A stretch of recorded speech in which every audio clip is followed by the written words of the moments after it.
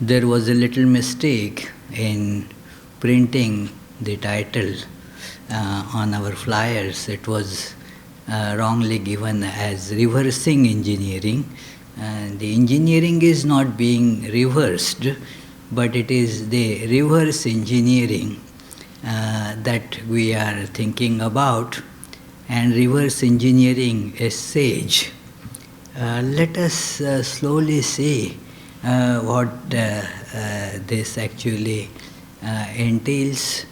What does it mean to have the reverse engineering, and why should we have reverse engineering of a sage? So let us see what is this reverse engineering. It is important, to find out the key components. The key components of any object. We see an object, especially a machine, or as it is, this word has become very current with softwares, that to reverse engineer a software.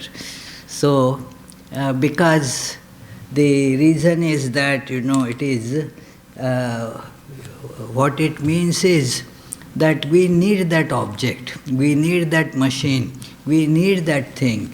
And so we look at it. This has been going on since ancient times in many things, like how a thing is made. The object may not be actually needing it, but it becomes important when we need it. Sometimes for learning how it functions. So, you see, whatever such an object is, we try to see what are these components that make it, how it is assembled together. So, to learn how it is made and how it works. Usually the objective is in order to reproduce or to improve it. So when we know how these components interact with each other, how they function, then we learn these things, that how the working goes on. And then with that we can replicate it, we can manufacture it ourselves, or if we have it already with us, we can improve its functioning. So for these, both these things, this reverse engineering is undertaken. For example, you see a bicycle, and then want to know how it moves, what are the different parts. Now with bicycle, of course, it is more obvious, but still there are many intricate things even with an ordinary bicycle. So you open it, you see what are those things, and then with certain tools you open the different parts and then separate them, try to understand the function of each part, how it connects to other parts, and then reassemble it back to a bicycle. Or if you want, that I want to make this bicycle. So if it is available, fine, but if it is not available in a shop, then this idea becomes more important, that something that is easily not available. Because the process is kind of complex, as you can see, to open everything and to keep it in a proper way, so that you can again reassemble it. It is sometimes to prevent reverse engineering, many things are done. That if you try to open one part, many things fall apart, and it is impossible then to know how they were actually reassembled. So that is a deliberately, the factories make it like that, so that others will not be able to steal that knowledge and replicate that product. So it is therefore somewhat complex, and so it should be undertaken, or it is really undertaken when there is the real need to get that. First of all, since it is complex, there should be a real need that I want to get this. And then the object is not easily available as a complete whole. If you just pay a little money and if it is available, then it is fine. But if it is not available, like many very intricate things that different nations want to keep it as only product, that only thing, only place that they can be had from. So like many defense things or intricate these research, space research objects. I remember reading about a space rocket that was sold by some country to India. But they did not give the technology of how to make it. So the engineers there, they asked for the technology. A very high price was put on that technology if you want technology transfer. So it was very difficult to get it like that. So some engineers decided to reverse engineer it.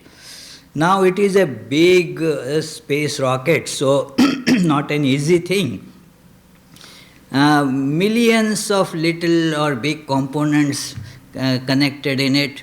So everything was to be opened, properly numbered and put in a sequence, even the minute screws that went into. So it was a huge project and had to be ultimately given up halfway because to prevent reverse engineering, so many things had been done there that many screws will fall apart or something that you try to open and it breaks. So it was not very successful.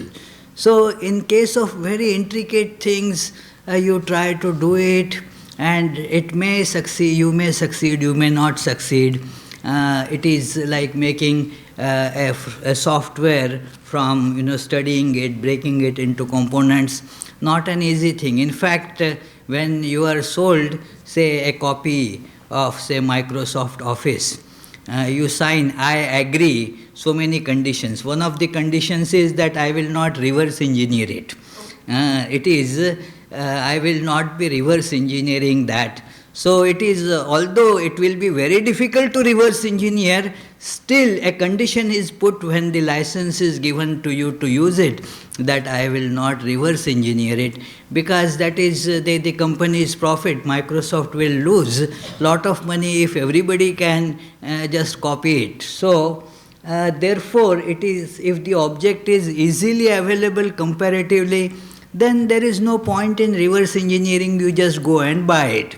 Like a bicycle, you don't need to reverse engineer and manufacture each part in some kind of a workshop and get it, spending huge money and lot of time. It is because you can go to a bicycle store for $100, you can get a new nice bicycle. So there is no point in reverse engineering a bicycle, you see. So it is, if you have a real need and if the thing is not easily available, then alone it is worth doing it. Otherwise you do it for studying, I mean that how it functions and so forth.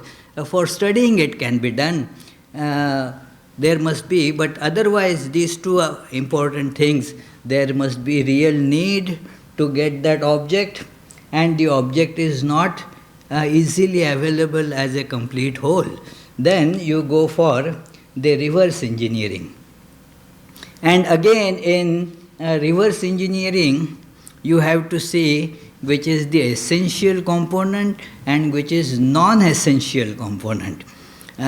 Those which are essential components, one should try to see that you replicate them exactly as it is, because it is important component, essential component.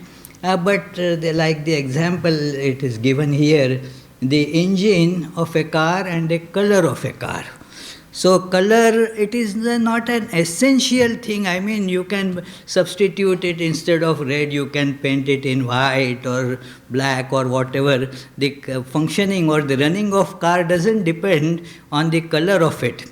Of course, they say that you run a higher chance of getting tickets if your car is red. So, but that is, it comes into picture only if you are breaking laws. So, otherwise, engine is of course an important component. You cannot compromise much about it.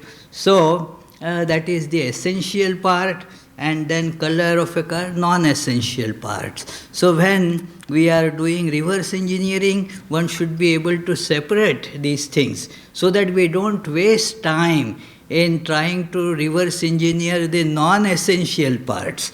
The essential parts need to be seen, how they function, how they are made, and so forth, so that our attention is focused. Now, today's topic is reverse engineering a sage. So, what is a sage? And I'm not talking about the spice that people put sage. That is not the idea. It is, what is a sage? A saintly person, it is, that is a living example of peace, contentment, equanimity, blissfulness, and so many other wonderful qualities are contained or manifested in that person. And then there is the, let us feel the need that yes, do we not need all these things in our life? For example, peace. And do we need peace or we don't need peace? Come on, is there anybody who says, no need for peace, enough of it? No, it is everybody needs peace, contentment, equanimity, blissfulness. All these things are very much needed by everyone. In fact, our lot of the efforts that we put in are for this, that I want peace. But then we do so much of activity that destroys the peace. We know all that funny story that a man was sitting just quietly on a beach, and then every day he was sitting like that. Some young people saw and thought that, well, he is just wasting his time. Let us teach him something. Let us tell him something. So they went to him and said that, well, instead of sitting here, why don't you do work? You can work, and he asked, what do I get by that? And he was told, well, then you can make money. You can get lot of money by working. I see. Then what does it bring me? Oh, well, then you can have a big house to live in. Okay, I get it. Then what next? What do I get by that? Well, then you can live peacefully. He said, well, I am doing it right now. So I have no problem, you see. It is, the problem is we are so active, we cannot resist being active, want to run about, and yet we want peace. So therefore, although we want peace, the question is, do we get it? These 2 points of reverse engineering, you see, that we want peace, we want contentment, we want equanimity, and we want blissfulness. All these things we want, many other things. So we want these. Now the question is, can we buy them at a mall or some such place? Can we mail order these things? No. There is, even on Amazon.com, you cannot order 1 pound of peace. No, it is not possible to get peace like that, or any of these qualities. We cannot get them easily. We want them for sure. The question is, do we get them or not? We don't get them. Is then there a way of, what is called forward engineering? Sometimes reverse engineering is also called the backward engineering. Can we just get it by forward engineering? Yes, we can. Forward engineering means that there are, of course, scriptures which tell you what you should be doing, and then gradually you will improve in these directions and you will get these blessed qualities. There is forward engineering basically available for it. But there comes a big disbelief that I don't see, if I say sit for meditation for half an hour every day, how am I going to get peace? Even during meditation I feel I become restless, and then I don't see the connection between meditation and getting the ultimate peace. I don't see it. Why should I follow all those instructions in scriptures? I don't see a connection between what I actually want and what those scriptures are telling me to do. And so there comes a big disbelief about it. Already there is not much inclination to undertake those practices because it consumes lot of time and takes away our attention from all the other things that we think pleasant. So we have to stop that and start these things which we feel are kind of meaningless. So therefore forward engineering, although available, is not adopted by most of us. It is difficult. So then the next thing, where do you see these things manifested? Where do you see this contentment? Where do you see this peace, equanimity and blissfulness? So that is a sage. So you see those things in a sage. So now you reverse engineer that how this person became a sage. Was he born differently?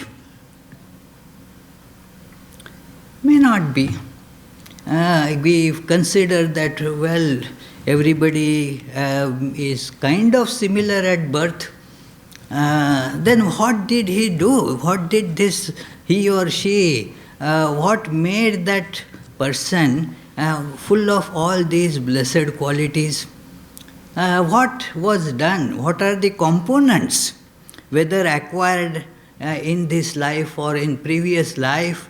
What components made that person a sage? And in reverse engineering we see that what are the components that go to make it. So that is being studied, that what is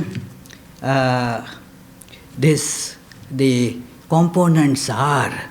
And when one knows how these components are and how they are put together, then we understand that how through reverse engineering, the first thing that I had told about, that learning, that how a thing functions.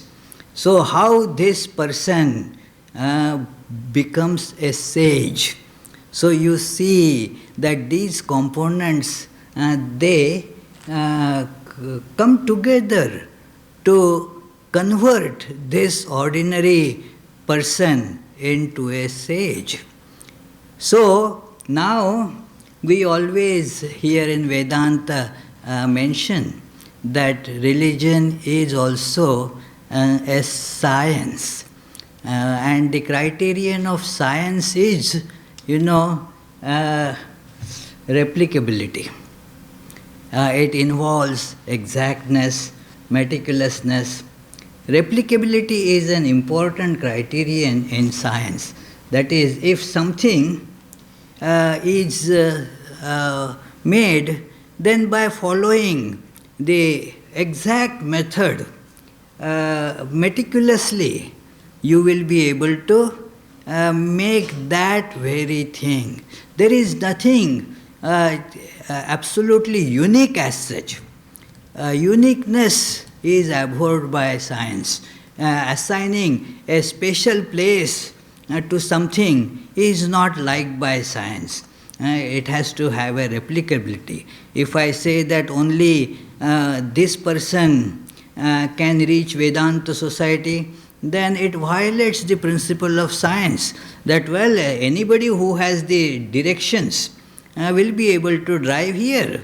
It is not that only a certain person will have the capability of coming here. Because it is a science, everybody is capable by following this path, by following these principles, everybody can become a sage. Each has the potential to become a sage. That is there. If what components the sage is made of, if we get those components, if we connect them in the proper way, then this person also can become as great a sage as anyone ever lived on the world. It is everybody therefore has this potential that we are potentially a sage. As the great saying goes, that every saint had a past. What does it mean? That at that time this person was not a saint, then did something, undertook some practices, and then became a saint. So therefore it is said that since every saint had a past, every sinner has a future. When that person will not be a sinner, will get converted into a saint. So the mechanism is important. There is a beautiful Upanishad, Kathopanishad, a wonderful book to study these ideas, which almost at the last verse it mentions that, the knowledge that was imparted by the teacher to the student there. There, the god of death is the teacher, and a young boy named Nachiketa is the student. So, what happens when Nachiketa learned this science from Yama? It says that after learning this, Nachiketa went beyond all impurities and transcended death, becoming immortal in the process. And the next line is very important, and it says, anyone who has the same knowledge as Nachiketa will also attain to it. So it is not limited to a person, Nachiketa, but it is available to everyone who gets this knowledge. There is this similar incident in the life of Buddha, that somebody, one of his disciples was praising Buddha, that, well, there is no one like you, there was never anyone like you, there is nobody like you, and there won't be anybody in future too like you. What a big praise heaped. And Buddha smiled and said, so what you mean is that you know all those people who lived in the past, is it not? That disciple said, no, sorry, that is not what I mean. And you know everybody else also on the globe, trotting the globe right now? No, I don't know. And not only that, you know all those who are going to be born in future too? No, not that. Then why did you say that nobody was ever like me, and nobody is like me, and nobody is going to be like me? Look here, he said, I was born not as Buddha, as Siddhartha. That was his name at birth. And then I followed this path. and so I became Buddha. So anybody who follows this, who follows, this technique of reverse engineering or forward engineering, if one can believe it, or reverse engineering, then what will happen? We will fit ourselves, all the components in us, which have been kind of misfit, not properly fitted with each other. So therefore they are not working properly. That is another topic. I don't want to waste time on that. But the important thing is that our emotional faculty, our intellectual faculty, our physique, they are not properly aligned, properly connected. And that is why we don't function correctly as desired. Like the engine of a car, and then the controls, and the wheels, they need, proper connections. They need to be connected correctly, then the car will do the right function. Otherwise not. So, we need to properly connect all our faculties, and that is the process. Anybody does it, well, that person will be an illumined person, that person will be a sage. So, this is an important thing to see. Now I will turn to an important scriptural passage in this connection. It is from Bhagavad Gita. It comes at the end of the second chapter, where you can see Arjuna's question is more or less about this reverse engineering. That particular section is popularly called as the science of a person who is established in wisdom. A person who is established in wisdom. Arjuna asked this question that what is a person who is established in wisdom, how that person talks, how that person walks, how that person basically does all the regular normal activities. What is the difference between that person and me? I want to know where the difference is. And the person you say is established in wisdom, and I am not established in wisdom. But if there is no difference in the functioning of these two, then what's the big deal? Why should I get established in wisdom if there is not going to be materially any distinction, any difference between that illumined, wise person and myself? So, what is the criteria? What makes that person an illumined person? How the behavior of that person changes? I want to know about that. And also, it indicates, as the commentator has told, that by knowing how a wise person has all these different components of life, you can emulate. You can also try to do exactly as that person is doing, so that your life also will change.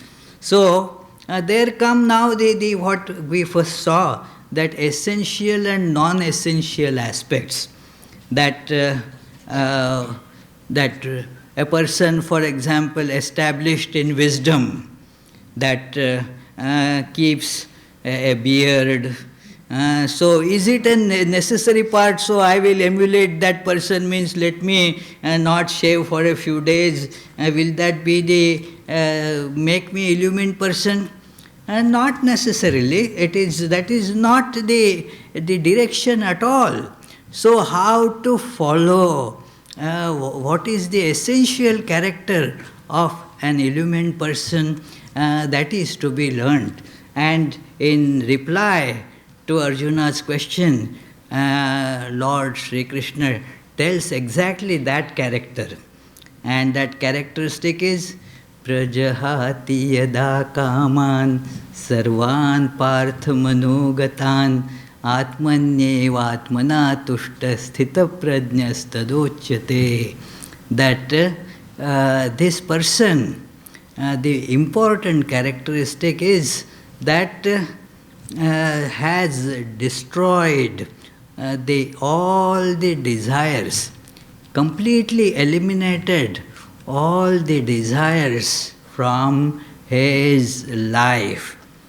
And then is he sad, melancholy, or some such depressed person? No, that person is full of bliss. Atmanyeva atmana tushtaha. That how that person is happy, that person is happy and blissful in self and by the self. This is a big difference, big component in his life, a functionally very important component in the life of a sage. That sage is fully desireless and yet fully blissful. But the bliss is coming not from connecting with an object outside. See, this is a big difference. My pleasures, my happiness comes from being connected to something. If I am connected to candy, then I feel happy. If I don't get it, I don't feel happy. So my happiness is dependent on object. This person's happiness comes from this self. What an important difference. So this person therefore doesn't have to be morose any time, because we are always with the self. Can you run away from it? No. Can anybody take it away from you? Candy, yeah. You may not first of all have it always with you, especially the little kids. They want, but the parents keep it away from them. It is for their own good, but so they cannot have all the candy or anything all the time. They may not have that first of all. And even if you have them, the problem with these objects is that what object you like at point A, at say in the morning you may like them, in the afternoon you may not like them, you will not like them in fact. That is with all things, that these objects you go for pleasure, and then as soon as you get them you feel that they are not what I want. So this is, therefore we always keep on looking for it, never getting it. In the world, our happiness lies only in hoping for it, and never getting it. Whereas this self, if my happiness is in this self, then I always have it. And therefore, the bliss is the constant presence in the sage. So, and the secret is that person has no desires, because the desires are actually impediment to happiness and not the source of happiness. In our ignorance we think that if there are no desires, there will be, the person's life will be kind of a drab life where no interest at all. But actually it is not the case. Our desires do not produce any happiness. Our desires only remove the happiness from us. See, if before the desire comes, we are fine, satisfied. When the desire comes, then what happens? A sense of dissatisfaction sets in. I must have that. And so, in fact, that is the beginning of being unhappy, that I don't have it and I should have it. So that is the job that the desires do. They do not generate happiness. But this person is always full of bliss.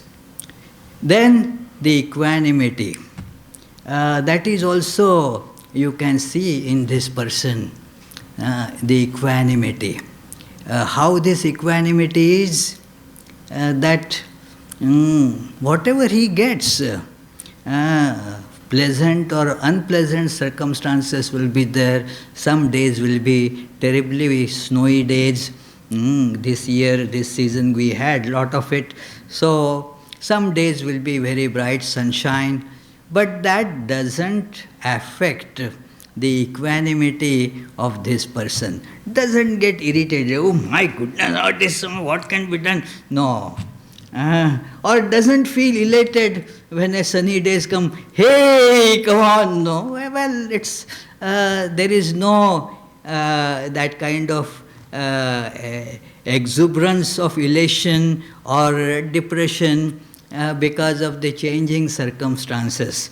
It is, whether somebody is inimical or somebody is friendly, this person behaves equally based on the principles of truth, compassion and all that.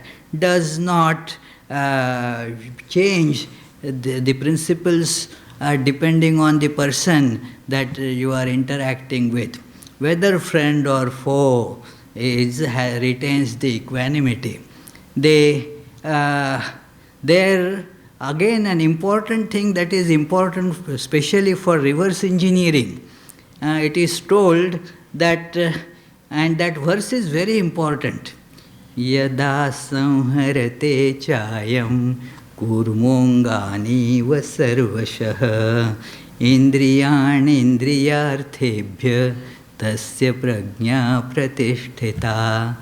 That it is said that that person's all the different organs, they are kind of withdrawn when there is an occasion of pleasure for those senses.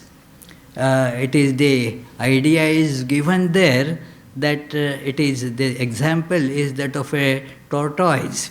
When a tortoise is getting attacked, then it withdraws all its limbs inside. Now, the so-called objects of pleasure, when they attack, when they present themselves, an ordinary person's, all those organs, they start protruding out to grab them as it were. For this person, they are put in a different order. Their command is, now go in. In ordinary people, they go out. In this person, they go in. They do not protrude out to grab those so-called objects of enjoyment, because they know that going out to grab them means getting caught by them. We think that we will be enjoying, but what happens is we get caught by them. We become their slaves. So, because they are established in wisdom, they see it beforehand. One sign of wisdom is to see the effect before it happens. Because once it happens, you have very little to do. There is nothing you can do about it. So to prevent that happening, you see that this action leads to this effect, and so you take care of those actions which are not going to give you the desired effect.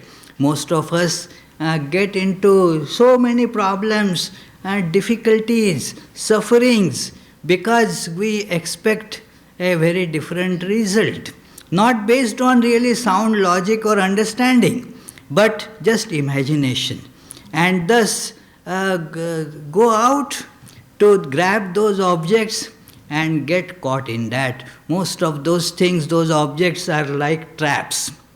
Like a mouse getting into the trap. The mouse sees that cheese put in that, doesn't see the trap. If the mouse sees the trap, it won't enter there.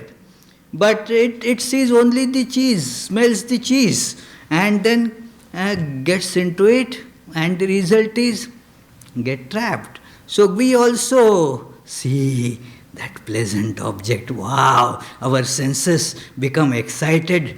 They want to go out, grab it.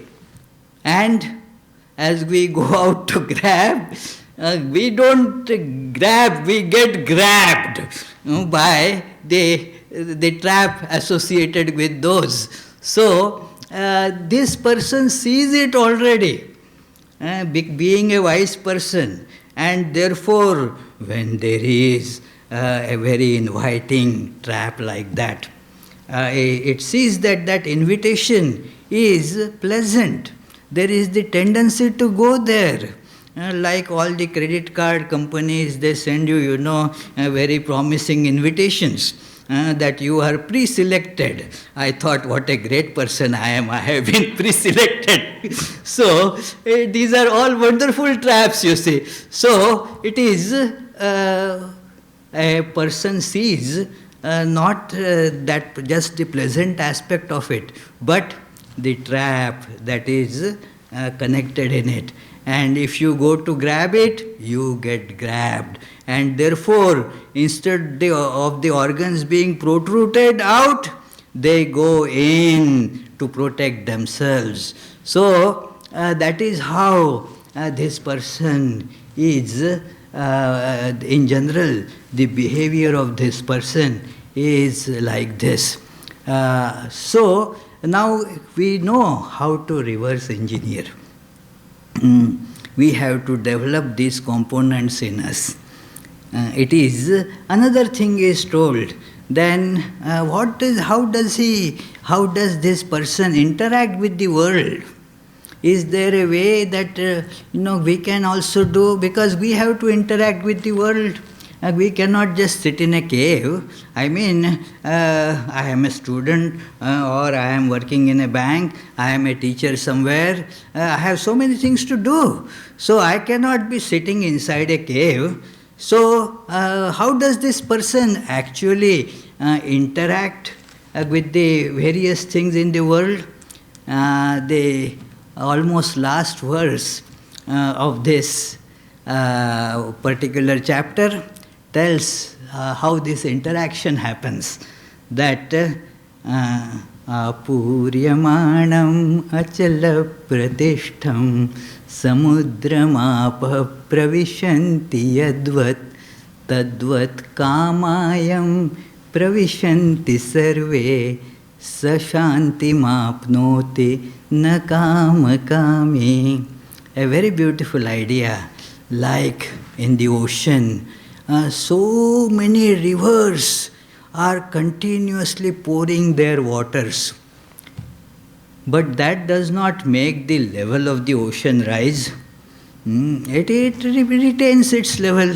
In fact, that is the level of the ocean becomes therefore a standard to measure the other altitudes, because it remains same. So therefore, likewise, as all the rivers are pouring their waters into the ocean, but the ocean does not let its level rise because of that. So also in this person, you see, that person interacts with all the objects, but without making any change in the consciousness or in the awareness. That ocean of that person's awareness retains its level. All the interactions are going on beautifully. You can see this actually in the life of so many sages and saints. You can take the example of Sri Ramakrishna, that how he is interacting with so many people, exactly according to his connection with them. And all these interactions are happening. His level of bliss does not increase or decrease. His equanimity doesn't get impaired by any of these interactions. You can see this in the life of all the various different sages, that how they, doesn't matter which country they come from, what was the religion's name that they were practicing and so forth. It is the central thing is this, that they interact with people. And while interacting, what happens? They do not get, people come, to them to get peace. And if they become restless themselves, then how can they give peace to people?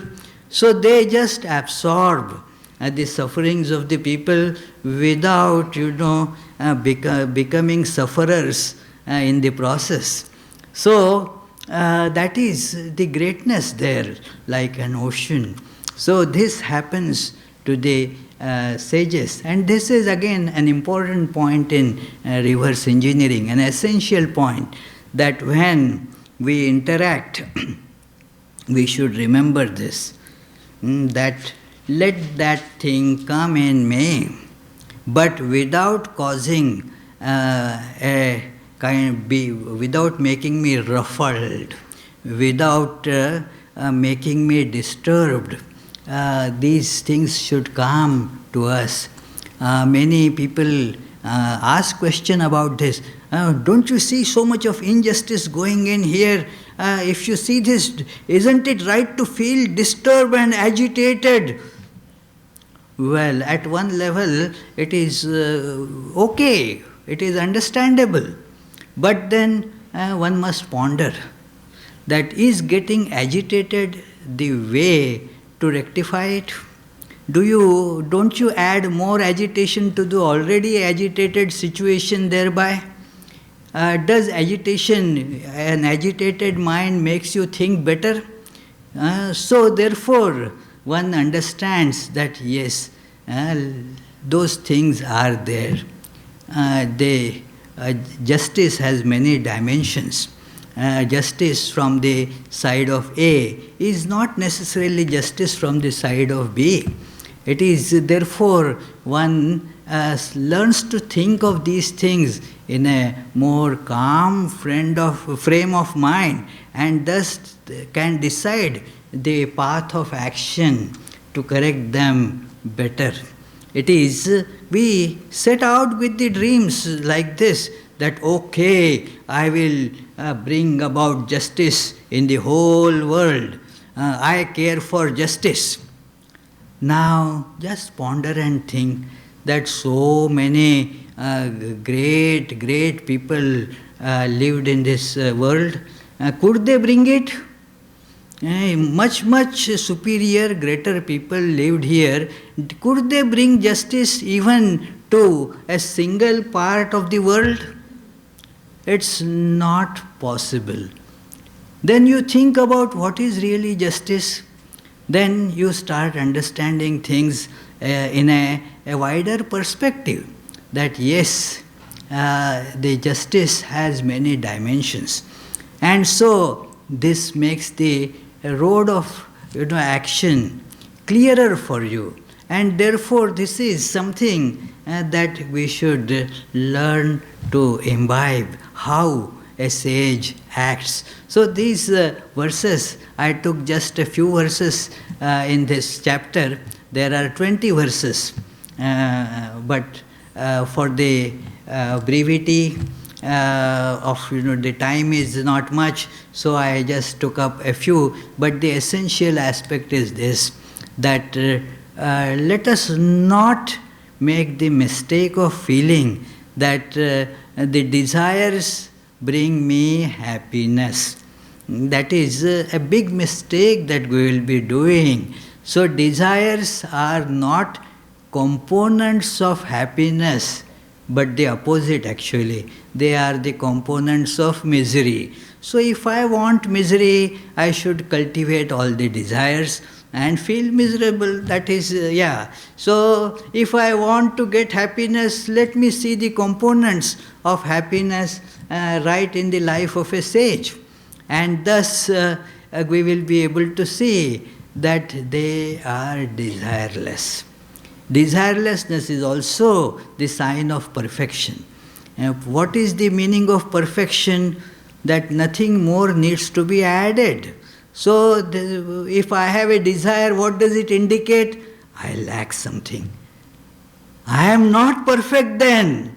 So, therefore, if I want to be perfect, then it is true that I have to just discard desires. If I know that they are not sources of happiness, then that discarding will happen. It is easy then, because I have them because I feel that they are going to bring happiness in my life. But if we understand how truly they function, then we will refrain from them. It is as simple, if you know that putting your fingers in an open electric plug socket, then you get a shock. So if you experience it, will you go to do it? No, you are not. So when we understand that the desires are only giving shocks and pains, then we will refrain from harboring them. So we learn this by properly dissecting the psyche of a sage, and thus we can then remake it in our life. That is the reverse engineering, learning from the sage in this fashion. Thank you, friends.